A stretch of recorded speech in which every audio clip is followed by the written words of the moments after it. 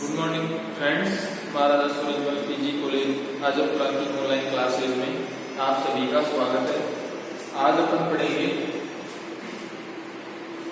Applications of crystal field theory, crystal field सिद्धांत के अनुप्रयोग। क्या क्या अनुप्रयोग है सीएफटी के, किन किन गुणों की व्याख्या करता है ये जो अपने संकुल यौगिक होते हैं उनके किन किन गुणों की व्याख्या करता है। ये एप्लीकेशंस देखेंगे आज सीएफटी के और सीएफटी के परिणाम, इसकी क्या क्या परिणाम निकल के आते हैं। तो सबसे पहले सीएफटी के द्वारा अपने को समान ऊर्जा के कक्षकों के बजाय विभाजित डी कक्षक मिल गए, यानी कि सीएफटी द्वारा अपने को विभाजित हुई दो प्रकार के ऑर्बिटल्स मिलते हैं जो विभाजित रहते हैं। सीएफटी से पहले अपन जैसे कबन सिद्धांत अपना, तो उसमें सभी जो डी कक्षक होते थे वो समान ऊर्जा के होते थे और उन्हें अपन इलेक्ट्रॉन भरते थे। यहाँ पे अपने को सीएफटी के द्वारा विभाजित किए डी ऑर्बिटल्स प्राप्त होते हैं, जिससे अब यहाँ पे इलेक्ट्रॉन जब भरे जाते हैं तो इलेक्ट्रॉन निम्न ऊर्जा के कक्षकों में या खाली ऑर्बिटल्स में परिस्थिति के अनुसार स्थान ग्रहण कर सकते हैं, जिससे अपने को या ऊर्जा का अवशोषण या उत्सर्जन करके खाली ऑर्बिटल्स में भरे जा सकते हैं कि एक ऑर्बिटल से दूसरे ऑर्बिटल में इलेक्ट्रॉनों का स्थानांतरण हो सकता है, जिसके कारण अपने को अलग अलग संख्या में अयुग्मित इलेक्ट्रॉनों की संख्या प्राप्त होती है। और उनके द्वारा सीएफटी के द्वारा अपन जो संकुल यौगिकों के गुण है, चुंबकीय गुण, अवशोषण स्पेक्ट्रम, उनका कलर, ज्यामिति और अभिक्रियाविधि और भौतिक गुण, इन गुणों की व्याख्या कर सकते हैं। तो अपने को सबसे पहली बात जो है यहाँ पे सीएफटी की वो है कि अपने पास अब जो डी ऑर्बिटल है वो समान ऊर्जा के नहीं है, यानी कि अलग अलग एनर्जी के ऑर्बिटल्स हैं और उनमें अपने को इलेक्ट्रॉन भरना है। और इलेक्ट्रॉन कैसे भरे जाते हैं, यानी इलेक्ट्रॉन जो परिस्थिति के अनुसार खाली ऑर्बिटल्स में कहीं भी अपना स्थान ग्रहण कर सकता है और एनर्जी का अवशोषण या उत्सर्जन करके वो अपना स्थान चेंज कर सकता है, जिससे अपने को अलग अलग संख्या में अयुग्मित इलेक्ट्रॉनों की संख्या प्राप्त होगी। तो अपन सबसे पहले इसका एप्लीकेशन देखेंगे चुंबकीय गुणों पर। चुंबकीय गुण यानी सीएफटी जो है वो संकुल यौगिकों के चुंबकीय गुणों की व्याख्या किस प्रकार से करती है। अब चुंबकीय गुणों का जो कोई पदार्थों के चुंबकीय गुण है उनका सीधा संबंध होता है कि उन यौगिकों में अयुग्मित इलेक्ट्रॉन कितने प्रेजेंट है। अयुग्मित इलेक्ट्रॉनों की प्रेजेंटेशन से अपन पता लगा सकते हैं कि पदार्थ जो है वो चुंबकीय है, अनुचुंबकीय या प्रतिचुंबकीय है, यानी कि यौगिक के अयुग्मित इलेक्ट्रॉनों की संख्या की गणना करके अपन उस संख्या से यौगिक का चुंबकीय आघूर्ण निकाल सकते हैं।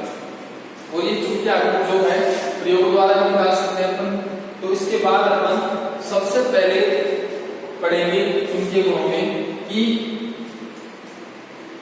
अयुग्मित इलेक्ट्रॉन जो है उन इलेक्ट्रॉन जब बढ़ते हैं अपन विभाजित डी ऑर्बिटल्स में, तो इलेक्ट्रॉनों के भरने के क्रम के अनुसार अपने पास अलग अलग प्रकार के यौगिक बनते हैं, यानी यौगिक बनते हैं। इसमें अपन देखेंगे पहले प्रबल फील्ड संकुल, प्रबल फील्ड संकुल, प्रबल फील्ड तथा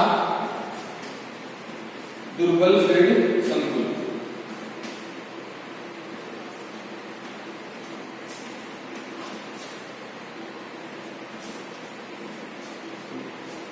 strong field complex and weak field complex, यानी कि अब अपन को ये देखना है चुंबकीय गुण जो है पदार्थों के, उनके आधार पर किस प्रकार से संकुलों का निर्माण होता है। और संकुल दो प्रकार के होते हैं अपने पास, एक प्रबल फील्ड संकुल और दुर्बल फील्ड संकुल। प्रबल फील्ड और दुर्बल फील्ड किन यौगिकों को बोलते हैं ये भी अपन देखेंगे इसमें।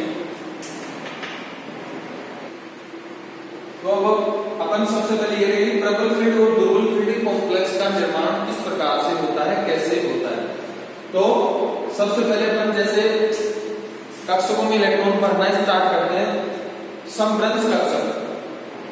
समभ्रंश कक्षकों में या जिन ऑर्बिटल्स में एनर्जी का डिफरेंस बहुत कम हो, ऐसे ऑर्बिटल्स में जब अपन इलेक्ट्रॉन भरते हैं तो सभी ऑर्बिटल्स में सबसे पहले एक एक इलेक्ट्रॉन भरा जाता है वुंड के नियम के अनुसार। यानी कि समभ्रंश कक्षक पांचों की ऑर्बिटल अपने पास जो एक समान ऊर्जा में है, तो वुंड के नियम के अनुसार अपन सबसे पहले एक एक इलेक्ट्रॉन भरते हैं। उसके बाद अब एक एक इलेक्ट्रॉन भरने का कारण क्या है कि एक एक इलेक्ट्रॉन भरने से ही इलेक्ट्रॉनों के बीच का जो प्रतिकर्षण है, अंतरा इलेक्ट्रॉन प्रतिकर्षण वो कम से कम होगा, न्यूनतम होगा। तो सबसे पहले अपन प्रत्येक ऑर्बिटल में एक एक इलेक्ट्रॉन भरते हैं। उसके बाद में यानी कि यदि इलेक्ट्रॉनों की संख्या कक्षकों की संख्या से कम है तो सभी इलेक्ट्रॉन क्या होंगे, अयुग्मित होंगे ऐसे कंडीशन में। और यदि इलेक्ट्रॉनों की संख्या कक्षकों की संख्या से ज्यादा होती है या ज्यादा हो तो उस कंडीशन में दो प्रकार से इलेक्ट्रॉन भरे जाते हैं या अपने पास दो प्रकार की परिस्थितियां सामने आती है। पहली परिस्थिति ये कि यदि इलेक्ट्रॉनों की संख्या कक्षकों की संख्या से ज्यादा है तो इलेक्ट्रॉन जो है ये तो थी समभ्रंश कक्षकों के लिए, यानी समभ्रंश कक्षकों में अपन इलेक्ट्रॉन भरेंगे तो सभी ऑर्बिटल्स में एक एक इलेक्ट्रॉन भरा जाएगा। क्यों? क्योंकि ऐसा करने से इनके बीच का जो प्रतिकर्षण वो न्यूनतम होगा। लेकिन अपन बात करें विभाजित डी ऑर्बिटल्स की, डिवाइडेड डी ऑर्बिटल्स, जहां पे अलग अलग जाके कक्षक प्रेजेंट होंगे, इनमें यदि इलेक्ट्रॉन भरने की बात करें तो यहाँ पे नीचे वाले जो ऑर्बिटल वो क्या होते हैं, लोअर एनर्जी के, और ऊपर वाले हायर एनर्जी के। तो इलेक्ट्रॉन कहाँ भरे जाते हैं, सबसे पहले निम्न ऊर्जा के कक्षकों में इलेक्ट्रॉन भरे जाते हैं। तो यहाँ पे ये जो तीन ऑर्बिटल है, ये तीनों ऑर्बिटल आपस में एनर्जी में एक समान है, यानी समभ्रंश कक्षक है। ऊपर जो दो ऑर्बिटल है वो आपस में एक समान है जो हायर एनर्जी के। लेकिन ये तीन ऑर्बिटल और ये दो ऑर्बिटल आपस में समान नहीं है, इनमें एनर्जी का डिफरेंस है। तो इनमें भी इलेक्ट्रॉन कहाँ भरे जाते हैं, सबसे पहले नीचे वाले ऑर्बिटल्स में या लोअर एनर्जी के ऑर्बिटल्स में। तो यहाँ पे तीन ऑर्बिटल है, अपन जब तक तीन इलेक्ट्रॉन भरेंगे तब तक यहाँ पे तीनों ऑर्बिटल में एक एक इलेक्ट्रॉन भरा जाएगा। यानी कि कक्षकों इलेक्ट्रॉनों की संख्या कक्षकों से कम है, उस कंडीशन में सभी इलेक्ट्रॉन अयुग्मित होंगे। अब यदि इलेक्ट्रॉनों की संख्या ज्यादा हो कक्षकों की संख्या से तो उस कंडीशन में इलेक्ट्रॉन किस प्रकार से भरे जाते हैं, विभाजित डी ऑर्बिटल्स में। अब अपने को समभ्रंश कक्षकों की बात नहीं करनी, अपने को सिर्फ यह देखना है कि विभाजित डी कक्षकों में इलेक्ट्रॉन किस प्रकार से भरे जाते हैं। तो जब तक कक्षकों की संख्या से इलेक्ट्रॉनों की संख्या कम है या बराबर है तब तक तो एक एक इलेक्ट्रॉन सभी ऑर्बिटल्स में भरा जाएगा। उसके बाद यदि इलेक्ट्रॉन की संख्या ज्यादा है ऑर्बिटल्स की संख्या से तो अपने पास दो परिस्थितियां आती है। पहली परिस्थिति कि आगे आने वाले इलेक्ट्रॉनों का इन्हीं ऑर्बिटल्स में या इन्हीं ऑर्बिटल्स में भरा जाएगा। अपने पास 4 इलेक्ट्रॉन है तो चौथा इलेक्ट्रॉन कहाँ जाएगा, उसको भरने के लिए अपने पास दो कंडीशन होती है। या तो उस इलेक्ट्रॉन का पहले से भरे हुए कक्षकों में पहले से एक इलेक्ट्रॉन प्रेजेंट है, उन्हीं कक्षकों में वापस से इलेक्ट्रॉन भरा जाए, यानी कि इलेक्ट्रॉन की पेयरिंग स्टार्ट हो। तो ऐसी कंडीशन में क्या होगा कि अंतर इलेक्ट्रॉन प्रतिकर्षण बढ़ेगा, यानी कि एक ही ऑर्बिटल में दो इलेक्ट्रॉन होते हैं उनके बीच का रिपल्सन बढ़ेगा। तो इस एनर्जी में क्या बोलते हैं कि पहले से मौजूद इलेक्ट्रॉन, पहले से किसी ऑर्बिटल में पहले से कोई इलेक्ट्रॉन है तो उसी ऑर्बिटल में अपन दूसरा इलेक्ट्रॉन भर रहे हैं तो उसके जो आवश्यक एनर्जी है वो क्या कहलाती है, पेयरिंग एनर्जी, युग्मन ऊर्जा, पेयरिंग एनर्जी, जिसको अपन पाई द्वारा डिनोट करते हैं, पाई यानी कि पाई। और ऐसी कंडीशन में क्या होता है कि इलेक्ट्रॉनों के बीच का रिपल्सन बढ़ता है। दूसरी कंडीशन क्या है अपने पास, दूसरी कंडीशन है कि जो चौथा इलेक्ट्रॉन था अपने पास वो कहां जाए, उच्चतर ऊर्जा के ऑर्बिटल्स में जो खाली पड़े, पूरी तरह से खाली। चौथा इलेक्ट्रॉन हाई एनर्जी ऑर्बिटल में, पांचवा इलेक्ट्रॉन फिर से अगले खाली ऑर्बिटल में, यानी कि सभी इलेक्ट्रॉन अनपेयर्ड।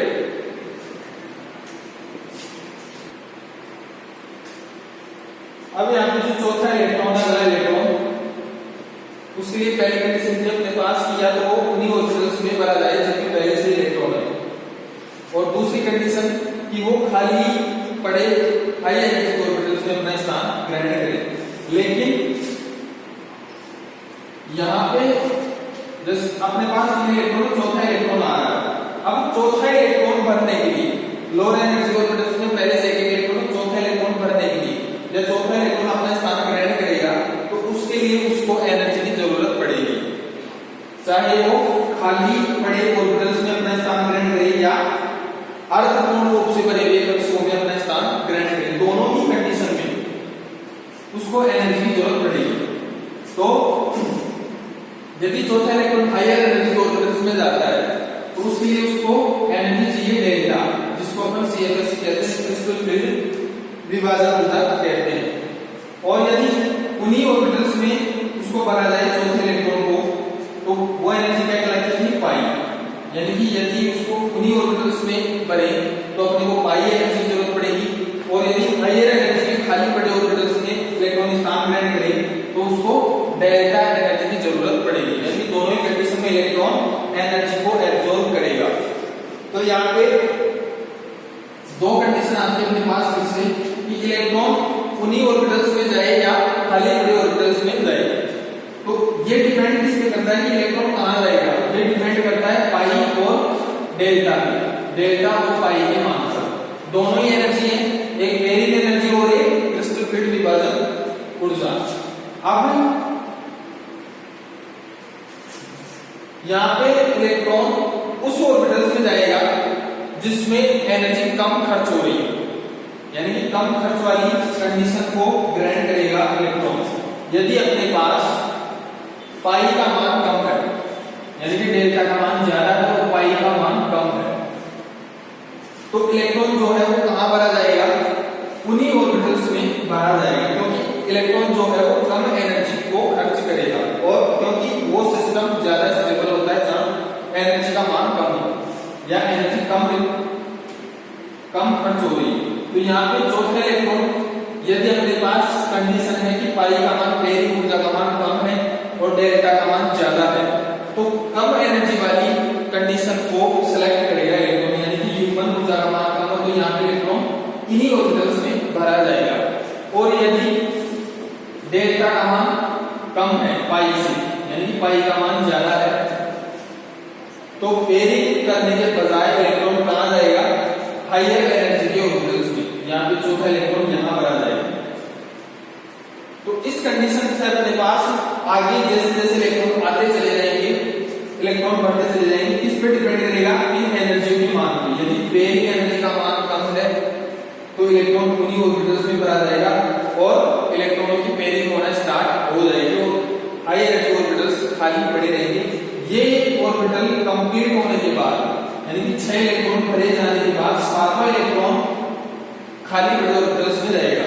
और यदि पाई का मान अपने पास ज्यादा है, पाई का मान ज्यादा है, तो चौथा इलेक्ट्रॉन भी हाई एनर्जी के ऑर्बिटल्स में चला जाएगा, फिर 5वां इलेक्ट्रॉन भी हायर एनर्जी के ऑर्बिटल्स में, फिर छठा इलेक्ट्रॉन वापस से, अब यहाँ पे लोअर एनर्जी ऑर्बिटल्स कौन से हैं, नीचे वाले, तो वापस से छठा इलेक्ट्रॉन कहां जाएगा, यानी लोअर एनर्जी का जो कोई सा भी ऑर्बिटल हो, आप ये नहीं कह सकते कि छठा इलेक्ट्रॉन जो है वो पहले ऑर्बिटल में ही भरा जाए, यहां भी कर सकते हो और लास्ट वाले ऑर्बिटल्स में भी, यानी कि वापस से लोअर एनर्जी के ऑर्बिटल्स भरना स्टार्ट होंगे। इनकी पेयरिंग होने के बाद 6, 2, 8 9वां इलेक्ट्रॉन कहां जाएगा, वापस से हायर एनर्जी के ऑर्बिटल्स में, और 10वां इलेक्ट्रॉन फिर से हायर एनर्जी के ऑर्बिटल्स में, इस प्रकार से। तो यहाँ पे सिचुएशन किस पे डिपेंड करेगी, इलेक्ट्रॉन कहां जाएगा, डेल्टा और पाई के मान पे। पाई जिस एनर्जी का मान कम होगा उसके अनुसार इलेक्ट्रॉन भरे जाएंगे। पाई का मान कम है तो अपन लोअर एनर्जी के ऑर्बिटल्स जो है उनमें पेयरिंग होना स्टार्ट हो जाएगी, और डेल्टा का मान कम है तो चौथा इलेक्ट्रॉन कहां जाएगा, खाली पड़े ऑर्बिटल्स।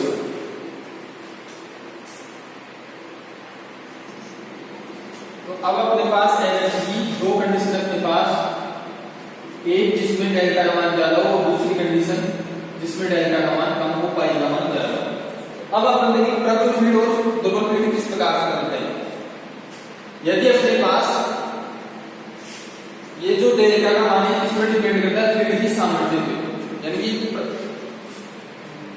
फील्ड जो है वो प्रबल होगा, स्ट्रॉन्ग होगा, तो डेल्टा का मान ज्यादा होगा, यानी कि स्प्लाइटिंग ज्यादा होगी, ऑर्बिटल्स की उनके बीच का गैप ज्यादा होगा, यानी कि डेल्टा का मान बढ़ेगा।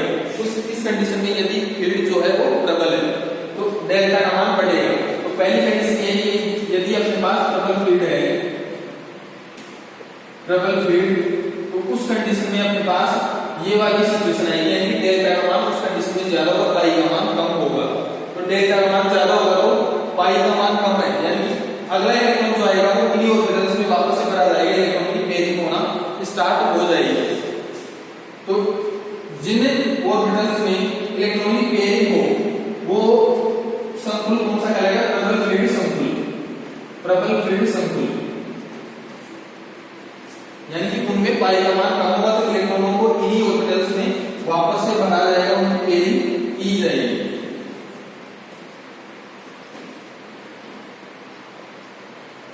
पहली कंडीशन में एक एक इलेक्ट्रॉन बढ़ने के बाद यदि फील्ड अपना प्रबल है तो उस कंडीशन में डेल्टा का मान ज्यादा होगा, पाई का मान कम, तो आगे आने वाले इलेक्ट्रॉन का इन्हीं ऑर्बिटल्स में भरा जाएगा, इन्हीं ऑर्बिटल्स में इनकी पेयरिंग होगी। तो ये फील्ड कौन से कहेंगे? प्रबल फील्ड संकुल।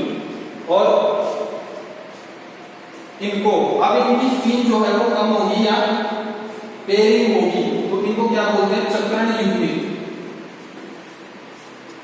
पेयरिंग स्पिन, चक्रण युग्मित या निम्न चक्रण संकुल। ये जो संकुल बन रहे हैं उसे कहेंगे निम्न चक्रण संकुल, निम्न चक्रण संकुल या प्रबल फील्ड संकुल। निम्न चक्रण मतलब यानी कि यहाँ पे पेयरिंग जो हो रही है, अनपेयर्ड इलेक्ट्रॉन की संख्या में कमी हो रही है। अनपेयर्ड इलेक्ट्रॉन की संख्या में कमी होने से यहाँ पे जो स्पिन है वो क्या होगी? कम होगी। निम्न चक्रण संकुल या चक्रण युग्मित, या जो इनकी स्पिन होगी वो पेयरिंग में होगी, इलेक्ट्रॉनों के जोड़े के रूप में होगी, पेयरिंग, चक्रण युग्मित या निम्न चक्रण संकुल। जिस प्रकार से हम इसमें यदि अपने पास प्रबल फील्ड वाले लिगेंड संकुल बना रहे हैं तो उस कंडीशन में डेल्टा का मान अधिक होगा, पाई का मान कम होगा, तो इलेक्ट्रॉन इन्हीं ऑर्बिटल्स में वापस भरे जाएंगे। 6 इलेक्ट्रॉन बढ़ने के बाद 7वां इलेक्ट्रॉन खाली पड़े डी ऑर्बिटल्स में भरा जाता है। तो ये जो संकुल है, ये जो बीबीटी में अपन आंतरिक कक्षक संकुलों की बात कर रहे थे, ये वे भी संकुल है जो बीबीटी में आंतरिक कक्षक संकुल होते हैं। और इन संकुलों के लिए, प्रबल फील्ड संकुलों के लिए अनुचुंबकत्व का मान जो है वो धातु आयन का जो अनुचुंबकत्व होता है उसकी तुलना में कम होता है, क्योंकि यहाँ पे अनपेयर्ड इलेक्ट्रॉनों की संख्या कम रहती है, पेयरिंग होना स्टार्ट हो जाती है, जिसकी वजह से इन संकुलों का अनुचुंबकत्व कम होता है धातु आयन के अनुचुंबकत्व की तुलना में। दूसरी कंडीशन अपने पास दुर्बल फील्ड संकुल।